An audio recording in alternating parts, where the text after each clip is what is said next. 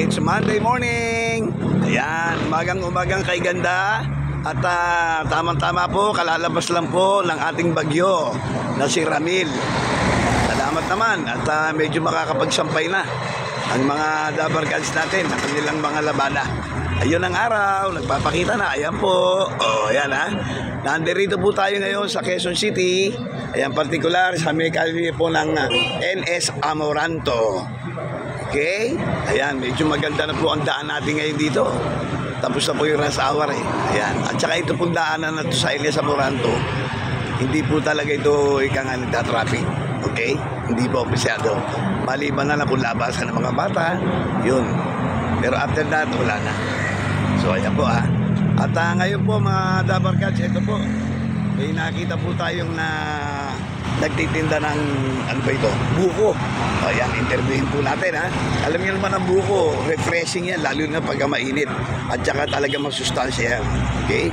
So ayan, interviewin po natin ha.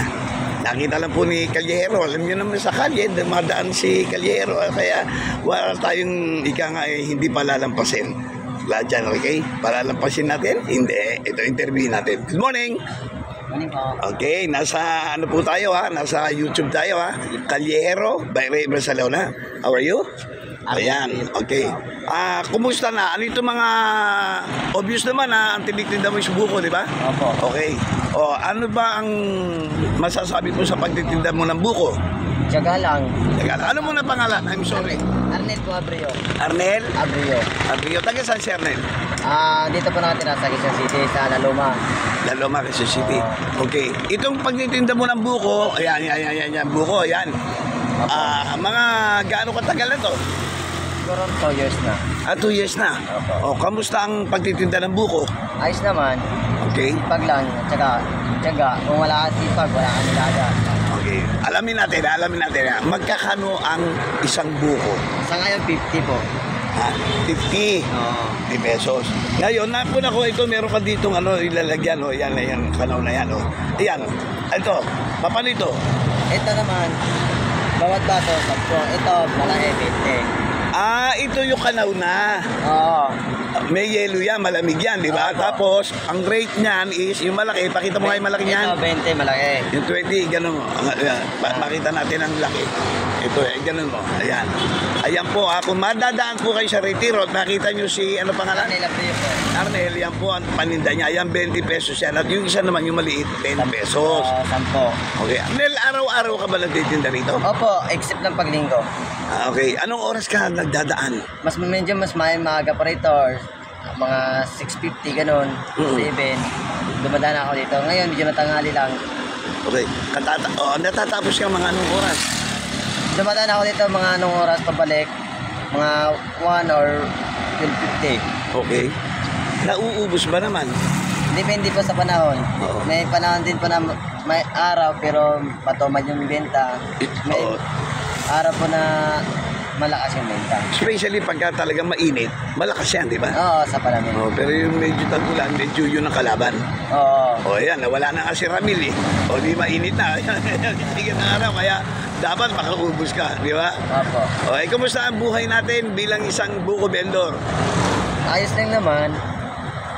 Pag nakain naman sa isang araw sa 3 bisis. May pamilya na ba? Meron na po. Ilan ang asawa? Anak. Mag-iisa pa lang po. Buntis pa lang po. Buntis pa lang. So, magdadalawa na. Hindi, isa pa lang. Yung una, yan pa lang panganay. Una pa lang. Di ba? Bata pa ba? Ilang taong gulang na ba si Yarnel? 23 po. 23. Ganun ba? Yung pagtitinda mo nito, ito na talagang yung permanenteng hanap buhay. Oo, sa ngayon. Sa ngayon. So ano balak mo ngayon? Hindi ko pa alam sa hirap ng buhay ngayon eh. Pero masasipag-sipag lang. Opo. Diba? Sabi na nila, sipag lang. Sipag at tiyaga lang. Kapag walang sipag, walang nilaga. Yan naman talagang tag sa ating mga Pinoy di ba? Opo. Puro laban lang di ba? Laban lang. Kaya talagang matibay tayo sa hirap di ba? So So, yun lang. Opo. Oh, alam mo, proud ako sa mga taong katulad mo eh. Dahil itong mga ganitong mga tao na naghahanap buhay ng parehas, eh yan ang talagang dapat nating hangaan. Hindi katulad ng ibang lalaki dyan, guwapo nga, eh alam mo na, naka-standby lang. Eh, hindi po pwede yung ganon, di ba? So, kailangan lang natin sipan talaga, di ba, Nel?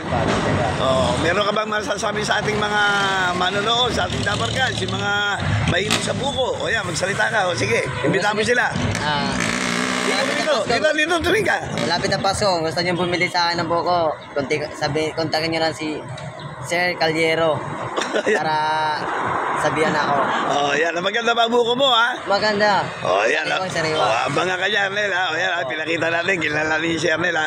Maraming salamat, Arnel, at kahit na abos interview na kita rito sa kalye ng NS Amorando, ha? Opo. God bless you. Ingat ka palagi, ha? Good day. It's a Monday.